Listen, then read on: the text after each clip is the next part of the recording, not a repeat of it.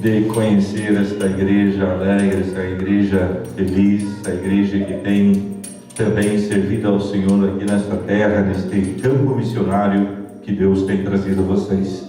Obrigado, pastor Denilson, por esta oportunidade. Eu conheci este homem de Deus pessoalmente hoje, mas já há alguns anos nós já estávamos orando pelo pastor Edenilson, pela igreja aqui em Londres. Desde quando nós ouvimos falar dos relatos aqui pela primeira vez, Deus colocou esta igreja nos nossos corações para nós estarmos orando, porque sabemos as dificuldades que tem aqui na Europa, em todos os países aqui europeus deste continente, das realidades de como vocês estão aqui lutando com tantos propósitos, e nós entendemos que se Deus trouxe vocês aqui nesta terra, é porque aqui é o campo missionário de vocês. Eu creio nisso. E das mesmas formas que temos dificuldades lá em Guiné-Bissau, sendo o terceiro país, quando chegamos lá, o terceiro país mais pobre do mundo, hoje creio que subiu um pouquinho, já é o quinto país mais pobre do mundo. Temos muitas dificuldades ali, mas sabemos que as dificuldades do campo da África podem ser diferentes com relação à parte material, mas que também existem muitas dificuldades aqui. Mas que Deus dê graça e sabedoria, e você entenda que se Deus tem um projeto na tua vida, alegria muito grande de rever nosso companheiro, pastor Edilson, pastora Ana também, nossos irmãos que conhecemos já há mais de alguns anos, né? Não vamos falar tudo assim, não vamos entregar tudo assim, né? Mas de 1900 e tal, né? Oh Jesus, esse casal amado que Deus colocou no nosso coração. Alegria grande, pastor Edilson, de saber que quando nós estávamos lá, 22 anos atrás, já falei agora, né? Lá em Porto Alegre, congregávamos numa igreja muito alegre, avivada, e eu, pastor Edilson, mas não eram os malandros, não eram os mais bagunceiros, né, pastor? Mas eram aqueles jovens assim, mais quietos assim, ali no meio da igreja ali, e nós vimos ali o presbítero Paulinho, o presbítero Alexandre, pastor Alexandre, né, que eram jovens da nossa época ali, pessoas que tinham uma dom da oratória, que pregavam de uma forma tão eloquente que a gente sentia tanta graça assim, e nós pensávamos, eu pensava, um dia Deus vai levar o Paulinho daqui, vai cruzar o Atlântico, vai para tantos outros países pregar a palavra de Deus. E mal sabia que Deus tinha um plano lá com o Chutes e com o Piraca, que era os jovens, sei lá, não vou falar quem que era o alemão para não identificar o apelido carinhoso do pastor Edilson. Mas Deus usa pessoas simples, comuns, que têm o coração pronto para obedecer à ordem de Cristo. Deus não usa super-homens. Deus usa pessoas capacitadas, mas Deus capacita os chamados. O que nós temos que entender é somente estarmos no centro da vontade de Deus e obedecer. Obedecer, guarde esta palavra, que Deus vai falar muito na tua vida através dela, que só temos que obedecer, e o Senhor nos capacita, o Senhor nos renova, o Senhor nos dá todas as condições quando nós temos a disposição de obedecer ao Senhor. Que o lugar mais seguro do mundo, podemos estar na África aqui, ou no Afeganistão, no Irã, em tantos outros lugares, desses assim tão terríveis, mas o lugar mais seguro do mundo é nós estarmos no centro da vontade do Senhor. Amém? Alegria muito grande. Eu gostaria de convidar a minha esposa para me ajudar um pouquinho com as fotos ali. Gostaria de me muito pobre quando nós chegamos ali em 2002, nós vimos tantas necessidades e sabíamos que nós não podíamos subir num caixote para pregar a palavra de Deus, porque ali mais de 70% da população são muçulmanos e o outro restante é animistas, e a maioria dos muçulmanos são animistas também, praticantes da feitiçaria. Então ali nós chegamos naquele lugar e Deus nos deu estratégias para que nós, a forma de nós cumprirmos o chamado que Deus tinha entregado ao nosso coração. Está pronto ali? Então, para vocês entenderem um pouquinho, eu vou estar passando rapidamente para podermos entrar dentro da palavra que o Senhor nos deu aqui. Guiné-Bissau é um país da costa oeste da África, num pequeno país do tamanho do estado de Sergipe, pouco pequeno, pouco menor que Santa Catarina, para vocês entenderem, onde tem uma população de aproximadamente 1.800.000 habitantes. E esse pequeno país, onde temos aqui bem na parte central a capital, e ao sul ali na região do Tombali, que seria o nosso Rio Grande do Sul, comparando com o estado ali no Brasil, para vocês entenderem, Tombali é o estado onde nós estamos. Então nós pegamos ali, para vocês entenderem essa foto melhor, saímos da capital 280 quilômetros de caminhão até chegarmos numa aldeia chamada Cassini, aqui no sul. Depois tivemos meia hora de barco e 20 quilômetros a pé no meio da selva ali, até chegarmos em Belém, nessa região que era uma região não alcançada. Já havia alguns missionários ingleses ali na capital, na região norte, na região leste, mas esse lugar não tinha nenhum missionário, e foi para lá que o Senhor nos enviou. Então, pode passar, minha esposa. Aqui é um pouquinho da capital, para vocês entenderem, o Porto de Bissau, e ali a nossa viagem de 280 quilômetros de caminhão, meia hora de barco e os últimos 20 quilômetros no meio da selva, até chegarmos na aldeia de Ieiberém, do qual nós fomos recebidos por um grupo de muçulmanos feiticeiros que olharam para nós, dois jovens, e ali eles se assustaram um pouco. O que nós queríamos naquele lugar tão longe? E nós nos apresentamos então como trabalhadores voluntários, que nós queríamos ajudar eles de alguma forma, apesar de não termos muitas condições, mas nós entendemos que Deus capacita os chamados. Eu sou formado na área florestal, quando trabalhava lá no Brasil, minha esposa professora, e nós chegamos ali e vimos ali tantas necessidades. Um lugar onde a maioria das crianças morrem antes de atingir os 10 anos de idade, por causa da malária e por causa da ignorância. A malária, porque realmente é algo que, se você não tomar o medicamento, você rapidamente você vai acelerando o processo e você vai a óbito rapidamente, a pessoa vai a óbito rapidamente se ela não tomar os remédios. E a ignorância, porque muitas vezes eles até tinham o remédio, acesso a um posto de saúde, mas eles não tomavam porque eram impedidos pela ignorância dos feiticeiros, que falavam que se eles tomarem ali o remédio dos brancos, eles morreriam, que eles teriam que usar o sistema dos rituais, das feitiçarias, e ali então muitas crianças morrem ainda, um grande índice de mortalidade antes dos 10 anos de idade. Nós chegamos naquela aldeia e fomos recebidos por um grupo de muçulmanos e feiticeiros que estranhavam que nós queríamos ali naquele lugar. Uns começaram a falar: olha, eles vieram buscar os segredos dos demônios para ficarem ricos e voltarem para o seu país. E eles fizeram aquela comitiva, nós sentamos e conversamos com eles, falamos: olha, nós queremos ajudar, nós não temos muita coisa. Eles estranharam porque nós chegamos de a pé ali, né? Mas como que eles podem ajudar, sendo que eles não têm nem recurso de uma bicicleta, pelo menos? E começamos a conversar com eles, e ali nós falamos: nós que somos voluntários e queremos ajudar de alguma forma. O líder daquela comunidade falou: olha, se vocês virem nos ajudar, nós queremos arrumar um espaço para vocês fazerem uma escola e um posto de saúde, porque temos muita necessidade aqui. E nós nos alegramos, porque realmente vimos algo diferente no meio deles, porque no primeiro lugar que estávamos, nós chegamos ali e falamos: olha, nós queremos ajudar. E eles falaram: se vocês querem nos ajudar, vocês têm que nos pagar. A gente estranhou, falou assim: olha, nós queremos fazer curativo, nós queremos curar os seus filhos, nós queremos ensinar eles a ler e escrever. Se você quer ensinar o meu filho a ler e escrever, você tem que me pagar.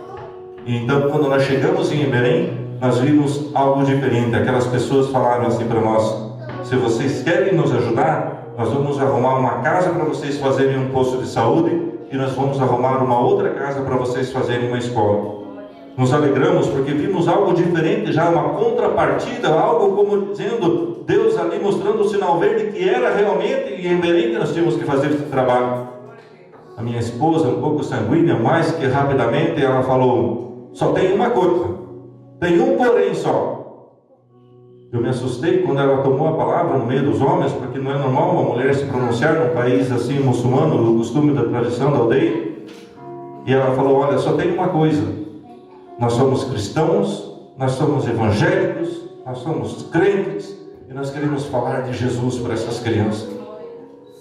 Eu me assustei, pastor, porque eu não sabia o que podia acontecer ali, e foi algo como jogar ali gasolina no meio da fogueira, que se explodiu um monte de conversa, e eles falando os dialetos, ninguém sabia que nós estávamos ali. Eu fiquei meio tenso, eu falei: Jesus, o que essa mulher foi falar nessa hora? Me assustei realmente, mas um dos homens levantou a mão e falou assim: então, se é desta forma, nós vamos fazer diferente. Se vocês virem nos ajudar, nós continuamos com a ideia de arrumar uma casa para fazer o posto de saúde, vamos arrumar uma outra casa para fazer uma escolinha, e nós vamos doar o terreno para vocês construírem a igreja de vocês. Aleluia, glórias a Deus. Nós temos que entender que quando Deus manda, nós temos que obedecer e entender que Ele é o Senhor da provisão, é Ele que faz e usa até os demônios em favor dos seus servos. Que até os demônios têm que se curvar quando Deus manda. E entendemos sim que realmente Deus tinha um propósito naquele lugar. Na primeira semana que chegamos, nós conseguimos um salão, nós fizemos o primeiro culto, conseguimos ali também uma rádio comunitária que nos cedeu, ali uma rádio muçulmana que nos cedeu um espaço de meia hora semanal para nós podermos pregar a palavra de Deus abertamente, falar sobre Jesus no meio daquela comunidade do qual nunca tinha ouvido do Evangelho de Salvação. E ali então nós conseguimos ali reformar aquela casinha do qual nós ganhamos ali deles, ali iniciamos com um postinho de saúde básico. Só que teve algo interessante que aconteceu. No primeiro ano que eu cheguei ali naquele lugar, eu tive uma experiência muito forte. Eu peguei 6 vezes malária. Foi algo assim terrível mesmo, porque era algo tão diferente. E eu chegava e falava assim para minha esposa: eu acho que agora eu vou. Minha única missão era abrir a porta daqui para frente. Eu não sei quem que vem, ou é você que continua, algo parecido, mas eu não sei o que vai acontecer. E é realmente algo assim muito forte no organismo para quem não está acostumado. E eu passei a primeira malária, resisti a segunda, terceira, quarta, quinta, sexta malária. Nós fomos para um lugar, um centro de doenças tropicais, e ali eu fiz todo o tratamento. E quando terminei o tratamento, os médicos daquele lugar chamaram e falaram assim: olha, pastor, você vai voltar para lá? Eu falei assim: eu vou voltar. Então nós vamos fazer um treinamento aqui, dar um curso de treinamento de identificação e combate à malária. E ali então Deus nos deu a oportunidade de conhecer a parte teórica da malária. Eu e minha esposa fizemos aquele curso, voltamos lá para a aldeia e nós montamos um laboratório de identificação e combate à malária. E pela graça e misericórdia do Senhor, nesse posto de saúde, nós conseguimos radiar quase a 0 o índice de morte de malária naquela região. Não pela nossa força, mas nós sabemos que Deus capacita as pessoas que Ele chama, Deus dá as condições, e nós sabíamos ali que naquela oportunidade, em cada curativo que a minha esposa fazia, em cada tratamento que nós fazíamos, em cada exame, nós tínhamos a oportunidade de chamar aqueles muçulmanos de orar em nome de Jesus, de falar para eles que nós não tínhamos os recursos tudo, mas tínhamos um Deus que Ele é o Todo-Poderoso. Aleluia. Louvado seja o nome do Senhor. Nós também continuamos com o trabalho ali, fizemos a reforma daquela pequena casinha que eles emprestaram para nós, onde nós iniciamos um trabalho ali, então, de um pré-escolar, 25 crianças. Foi muito difícil, nós conseguimos trazer essas crianças para o primeiro ano, porque os pais tinham receio, sabiam que nós éramos cristãos, e assim eu ia de casa em casa pedir: por favor, deixa. E com muito esforço, então nós conseguimos 22 meninos e 3 meninas, porque eles tinham uma discriminação muito grande com as moças que de ir para a escola. E ali nós conseguimos, e algo maravilhoso aconteceu. Dentro dessa pequena oportunidade, nós tínhamos ali uma grande experiência de oportunizar para aquelas crianças um aprendizado, para eles aprenderem a ler e escrever, de oferecer para eles pelo menos uma refeição completa por dia, e o mais importante, de ensinar o amor de Deus para aquelas crianças. E a palavra fala: se nós inculcarmos a palavra de Deus para uma criança, quando ela é pequeno ainda, até depois de velho, eles não esquecerão. E o grande milagre aconteceu, foi algo fantástico. Nesse primeiro ano, aquelas crianças, aquele grupo de crianças foram alfabetizadas e o resultado tão grande aconteceu ali. Nós que éramos com um plano, então, somente de implantar um jardim, um pré-escolar, aquela comunidade ficou tão surpresa com aquilo que convidou-nos a nós continuarmos, nos desafiou, nos pediu para que nós continuássemos. E nós não tínhamos toda a maneira de ajudar, mas sabemos que quando Deus manda, nós temos que obedecer, porque Ele é o dono da obra. Nós fizemos então esses quiosques ali de palha improvisado, e nós começamos então ali o primeiro ano, o segundo ano, o terceiro ano, até que não tinha mais espaços ali naqueles lugares, e nós começamos a nos surpreender, porque já vinha crianças de várias idades, os primeiros adolescentes converteram, e eles tomaram um propósito de buscar Jesus com todo o coração, aquelas crianças, aqueles adolescentes. E a minha esposa chegou: olha, pastor, nós temos que construir uma escola.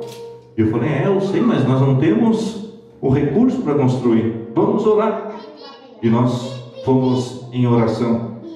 Primeira semana nada, segunda semana nada, e até que chegou um rapaz muçulmano e falou assim: olha, pastor, eu ouvi falar que você quer construir uma escola, eu tenho um terreno aqui do outro lado da rua, eu não posso te dar ele, mas eu queria pelo menos que você me ajudasse com o zinco da minha casa, e eu quero ceder esse espaço aqui para você construir a tua escola. E eu falei: olha, só que eu não tenho dinheiro para comprar esse zinco, eu não posso, eu não tenho nada agora. Eu disse: não, pastor, quando você puder, você me paga aí, me ajuda pelo menos com o telhado da minha casa.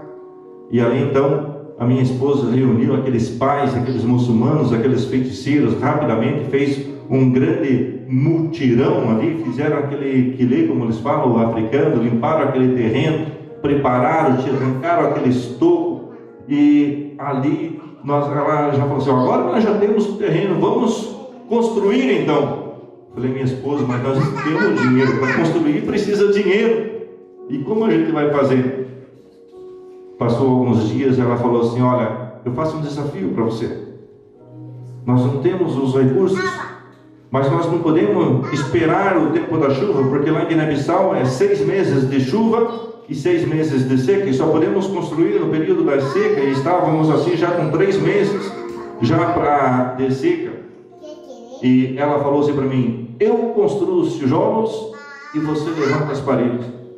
Eu confesso, pastor Wellington, que eu duvidei. Falei assim: você fazer os tijolos?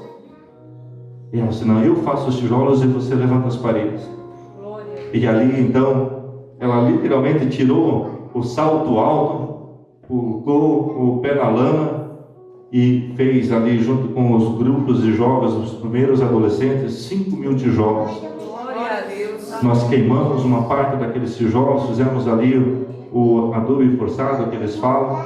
Eu levantei as paredes, os pais foram lá, fizeram um mutirão para fazer aquelas rachas de palmeira, do quais se fazem as tesouras da cobertura do telhado, e nós conseguimos então, em pouco tempo, levantar as 3 salas de aula, uma biblioteca, uma secretaria, um banheiro, e estava nesse estágio. Tínhamos usado os recursos que estavam às nossas mãos. Só que tinha um porém: aqui já era o final do período da seca, já estava já formando as nuvens, já estava já preparando ali já o tempo da chuva, e os muçulmanos passavam em frente à nossa escolinha e falavam: olha, esse pastor tem um olho muito grande, isso aí tudo vai cair se ele não cobrir, isso aí não vai aproveitar nada. Se ele tivesse feito pelo menos uma sala só, nós dávamos jeito, cortávamos palha, mas aonde a gente vai conseguir palha para toda essa estrutura? Mas quando Deus manda, nós temos que obedecer, porque Ele é o dono da obra. Amém. Deus usou um pastor que saiu lá dos Estados Unidos, chegou em Guiné-Bissau, pegou um carro e foi até lá na aldeia e falou: Deus me trouxe aqui para entregar o dinheiro do zinco dessa escola. Aleluia.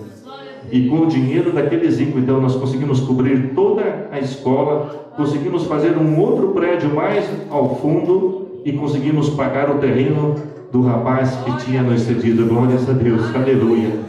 o último telhado, a última folha de zinco que nós estávamos colocando em cima ali do banheiro, começou a chuva, e aqueles muçulmanos se alegraram junto com nós de ver que o Deus que nós servimos é um Deus poderoso. Aleluia.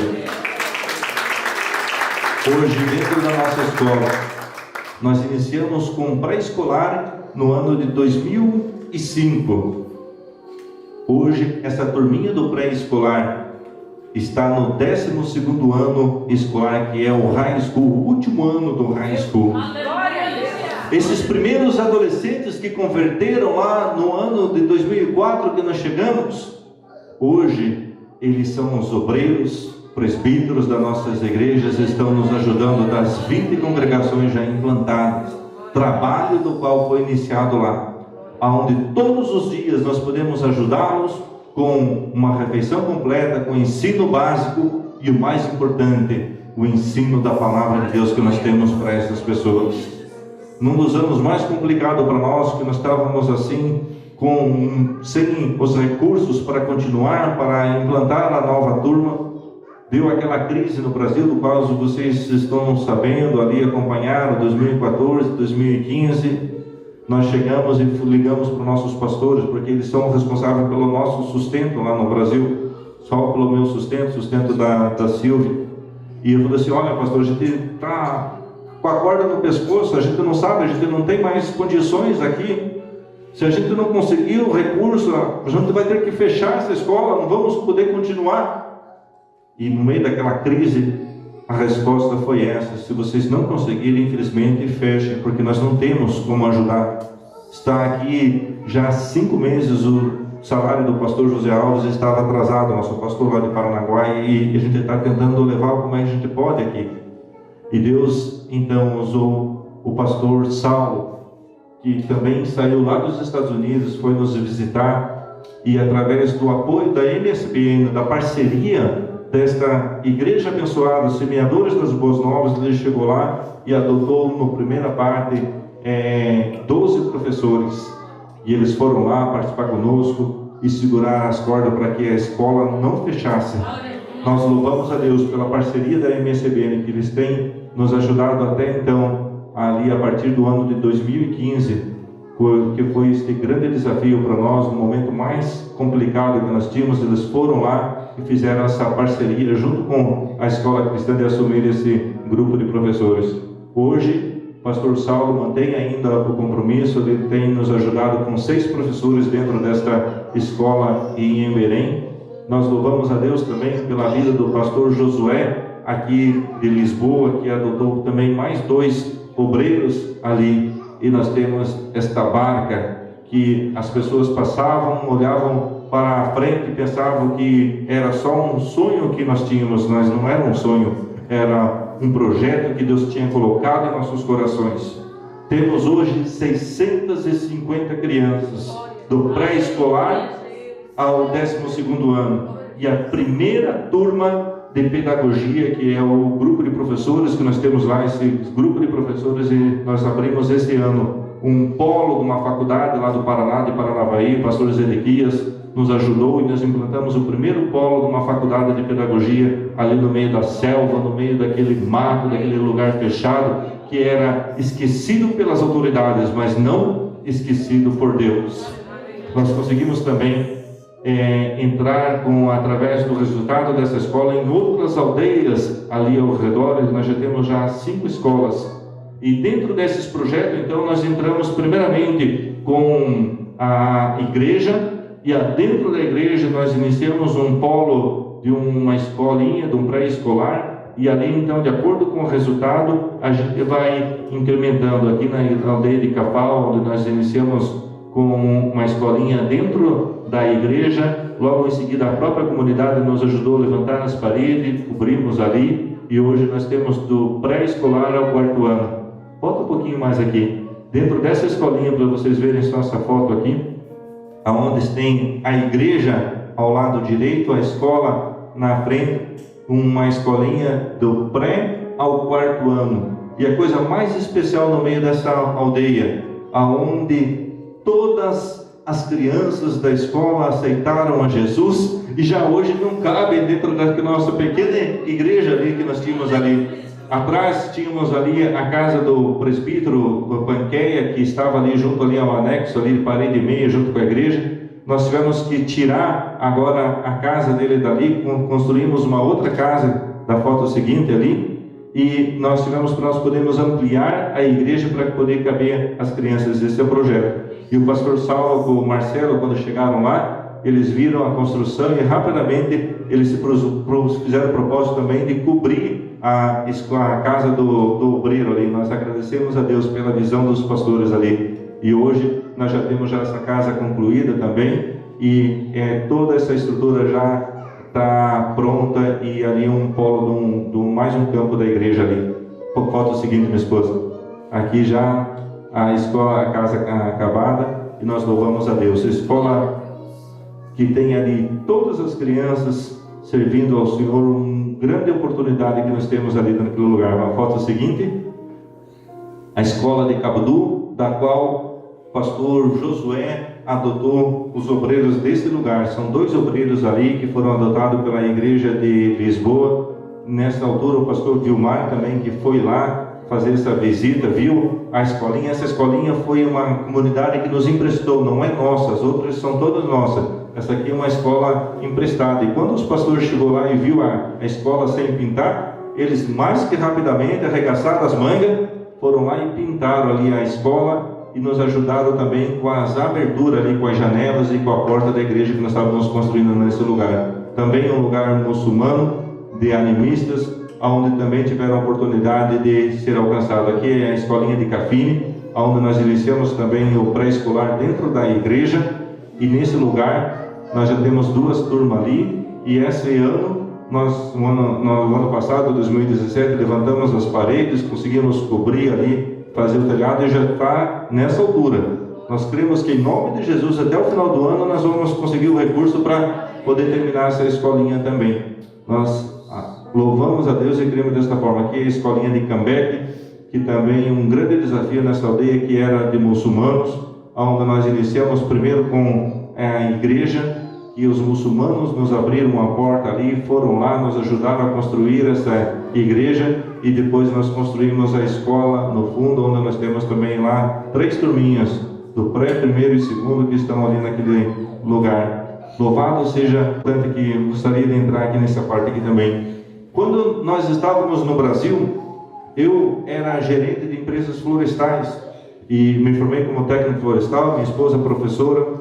E logo quando nós casamos, nós começamos a fazer a obra do Senhor de uma forma diferente. Não tinha tempo para poder estar envolvido com a igreja, porque eu levantava 5 horas da manhã para ir para a empresa e voltava às vezes 2 horas da manhã do outro dia, envolvido com o trabalho, com a faculdade. Comecei uma faculdade de administração de empresa também, e foi nos primeiros anos dentro dessa forma. Então nós não tínhamos assim todo aquele tempo para poder ser assim um obreiro dentro da igreja. Mas nós tínhamos tanto aquela chama missionária dentro do nosso coração de poder fazer algo, e nós queríamos fazer de alguma maneira. E então nós recebíamos missionários dos seminários ali do Rio Grande do Sul na nossa casa. Vinha equipe de 15, 20 missionários, assim, alunos dos seminaristas ali, e ficavam hospedados na nossa casa, e nós fazíamos aquele plano de evangelismo nas escolas, em presídios, em hospitais, em praça pública, com teatro, com fantoche, com todos os recursos que estávamos dispostos.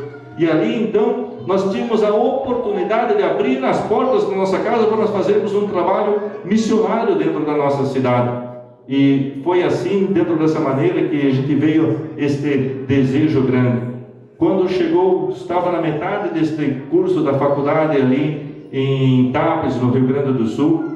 Nós estávamos num trabalho de evangelismo numa cidade já no Paraná, e ali no meio daquela cidade nós fomos para uma praça fazendo um trabalho de evangelismo junto com esses seminaristas, e algo diferente aconteceu naquele lugar.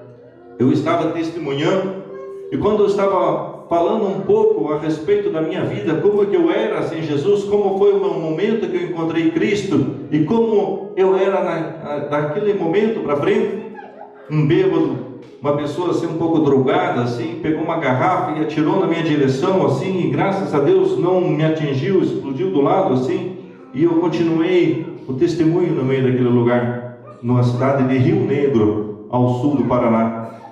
Quando eu terminei aquele testemunho, as pessoas colocaram uma música de fundo e nós fomos pro corpo a corpo, pessoa a pessoa, e eu fui direto naquele rapaz, e ele com a cara fechada. Eu sabia que algo estava incomodando a vida dele, e eu comecei a falar da minha vida, de como eu era infeliz, de como eu tinha os problemas. E 20 minutos depois eu olhei para aquele rapaz e vi ele em lágrimas dizendo: eu também quero esse Jesus. Foi algo assim tão forte que foi assim lá dentro. E quando eu subi no ônibus que estavam ali com aquela equipe de evangelismo, eu dei um brado dentro da porta e falei: Deus, me leva para a África. E a minha esposa estava lá no fundo, falou: misericórdia, Jesus, não é para a África. E 3 meses depois Deus falou primeiramente com ela e depois falou comigo.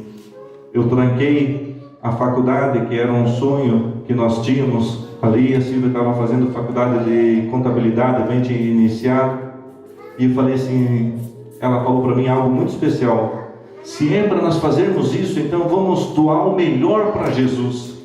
Vamos doar 2 anos da nossa juventude para o trabalho missionário, vamos para a África e depois nós regressamos. Eu tranquei a faculdade e dos 2 anos que era para nós estarmos lá em Guiné-Bissau, já se passaram quase 15 anos que estamos lá fazendo esse trabalho. E quando nós estávamos lá, estávamos ficando um pouco tristes, porque nós não tínhamos então acabado essa faculdade, esse sonho.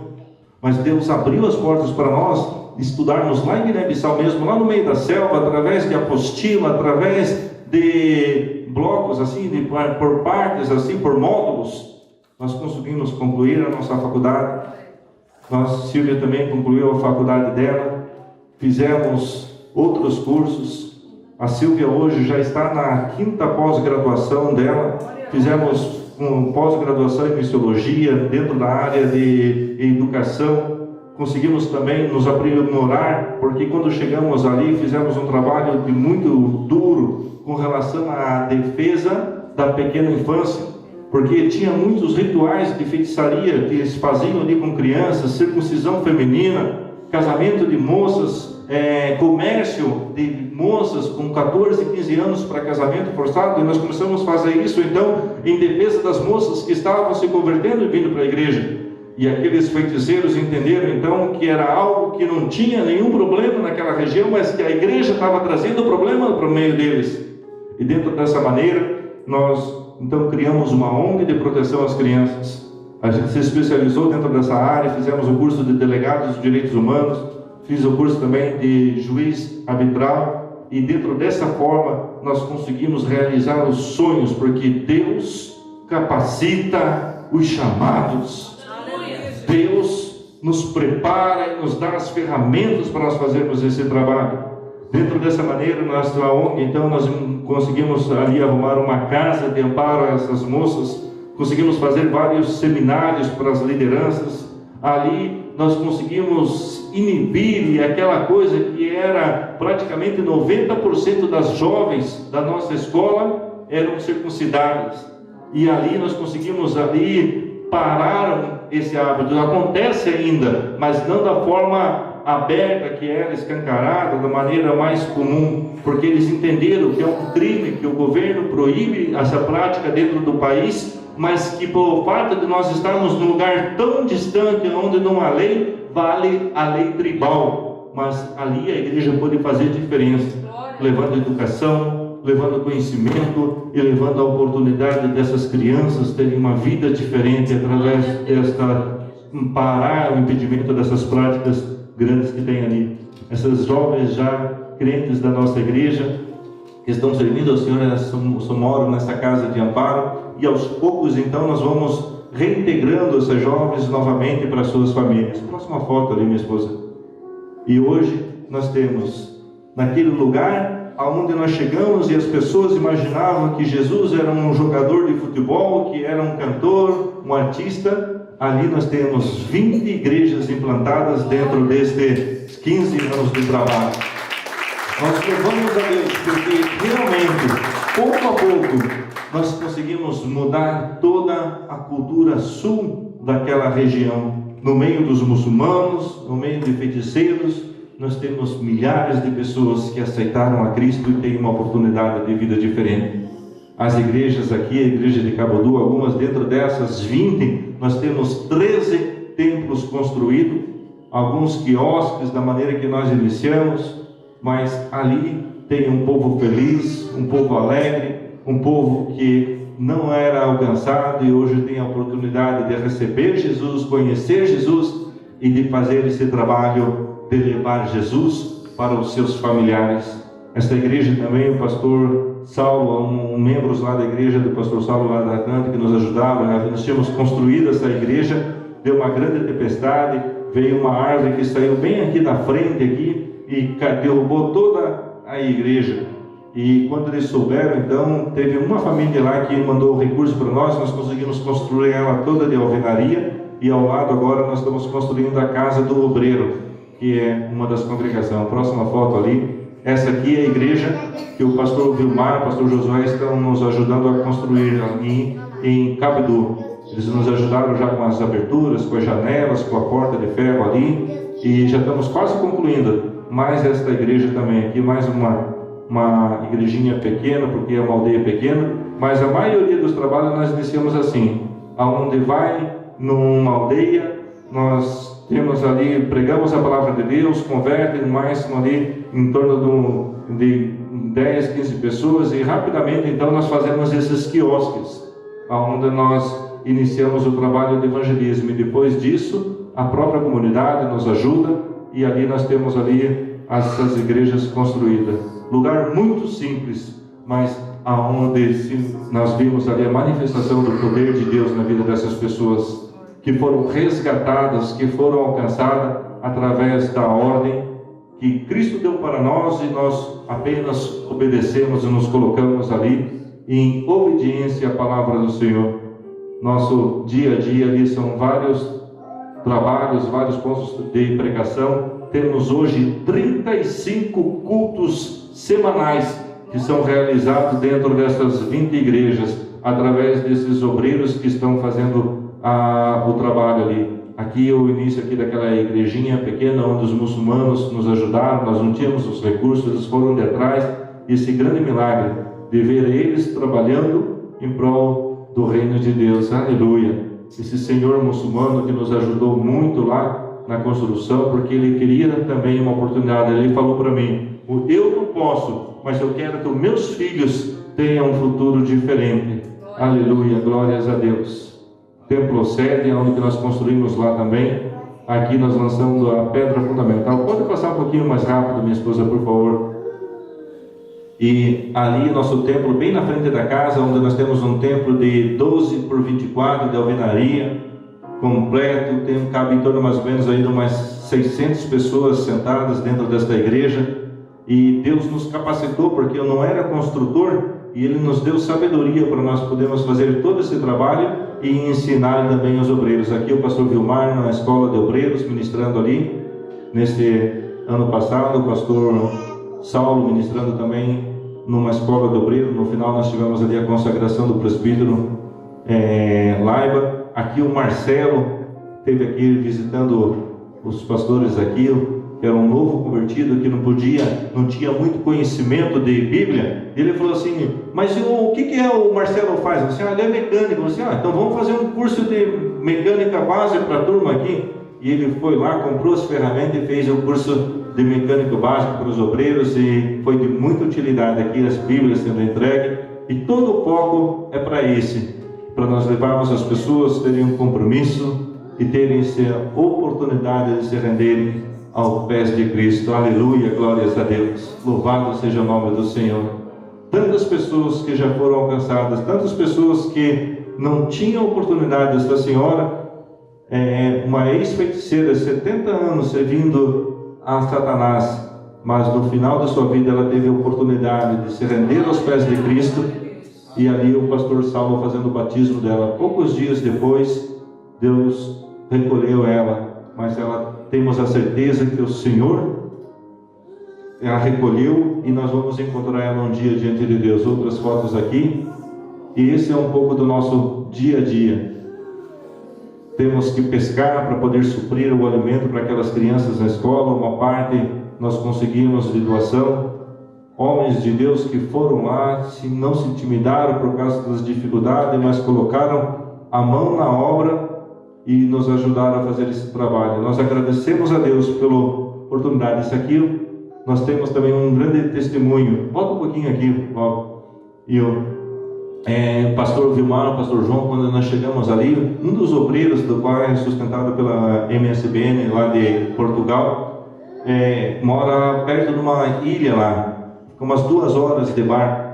E quando nós chegamos lá no ano de 2005, o chefe desta ilha foi até em Belém, um feiticeiro, e falou assim: olha, nós ouvimos o programa de rádio e nós queremos que vocês vão lá fazer também uma igreja lá na nossa ilha lá. E na época nós não tínhamos ninguém para enviar para esse lugar. E quando, um pouco antes do pastor Vilmar chegar lá, o obreiro, ele falou assim: olha, pastor, eu quero ir para lá. E então nós fomos lá, pegamos o barco, 2 horas aí para até chegarmos na ilha. E nesse dia nós andamos um monte até chegar ali nas aldeias e tivemos um grande trabalho evangelístico, onde que Jesus curou muitas pessoas, e teve mais de 20 pessoas que converteram nesse culto de abertura deste ponto de pregação da Ilha do Mel. Um lugar muito simples, onde as pessoas também nos receberam de uma maneira muito especial, e ali nós temos mais uma igreja. O que eu quero dizer para você, meu irmão? Hoje nós temos milhares de testemunhos que nós podemos falar a respeito de Guiné-Bissau para vocês aqui. Nós temos muitas experiências de pessoas que foram alcançadas, de feiticeiros que tinham um pacto de sangue com Satanás, e hoje são obreiros aprovados que tiveram a oportunidade de ouvir do Evangelho e se libertar de toda esta podridão da vida do passado. E eles têm esse entendimento que eles ganharam o maior presente que alguém pode receber, que é a salvação. E nós entendemos sim que Deus tem um plano com cada um de nós. Temos que entender que todo cristão, a hora que ele tem este encontro com Cristo, o dia que você aceitou a Cristo, você recebeu o perdão dos teus pecados, você recebeu a transformação da tua vida, e você foi comissionado para também ser uma testemunha. Todo cristão, toda pessoa que tem Cristo no coração é um missionário. E toda pessoa que não tem Cristo no coração é um campo missionário. Nós temos que entender sim que Deus nos dá a oportunidade para nós sermos revestidos da graça e do poder dele, de nós virmos para um lugar tão especial do qual nós estamos aqui sentado hoje nesta igreja, onde é um privilégio para nós estarmos aqui ouvindo e testemunhando e glorificando a Deus. Aqui é o lugar onde você vem receber as bênçãos. Mas as bênçãos não é o objetivo de você estar aqui. As bênçãos é o resultado da tua obediência. Em Atos 1:8 fala: mas recebereis poder ao descer sobre vós a virtude do Espírito Santo, e ser-me-eis testemunhas, tanto aqui em Londres, tanto aqui na Inglaterra, como na África, como no Brasil, até nos lugares mais longes do mundo que você vá. Você recebeu a graça e o poder para você ser uma testemunha. E Deus tem contado com você. É uma ordem. Marcos 16:15 fala: ide por todo mundo. E você saiu lá do Brasil para estar aqui hoje. Ide por todo mundo e pregai o Evangelho. E fazei discípulo. Não fala: ei, se você for para algum lugar, se você tiver uma oportunidade, Não fala isso. Fala diretamente uma ordem para quem? Para os cristãos.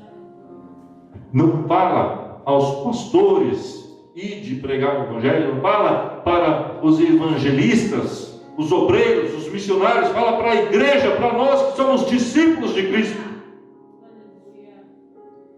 E nós temos que entender, Deus nos dá a oportunidade de nós sermos revestidos da graça dele. Os milagres na tua vida vêm com propósito. Deus transformou, Deus te resgatou. Jesus pagou um alto preço para que você tivesse a oportunidade de alcançar este grande presente. E o propósito deste presente é que você seja revestido da graça do Senhor e seja uma testemunha.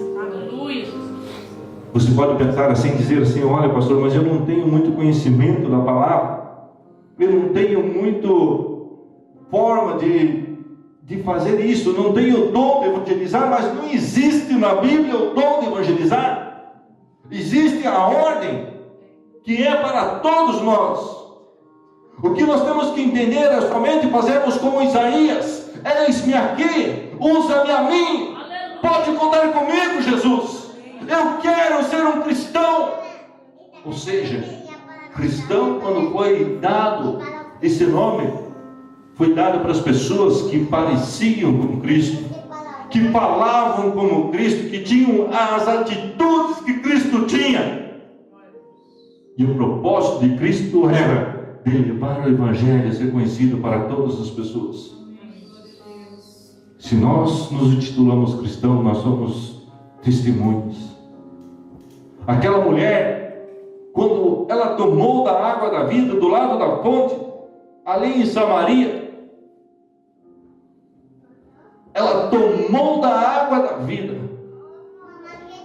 E a palavra fala que no mesmo momento que ela alcançou a salvação, que ela recebeu Jesus como água da vida, ela largou os cântaros, ela largou ali os seus baldes, seus potes de água, e correu fazer o quê? Levar Jesus, ser conhecido pelos seus familiares. Ela não tinha 1 ano, 2 anos, ela não tinha entrado no seminário, mas ela tinha a maior ferramenta que uma pessoa pode ter para cumprir o chamado missionário, que é a experiência segundo ela, o evangelho segundo você.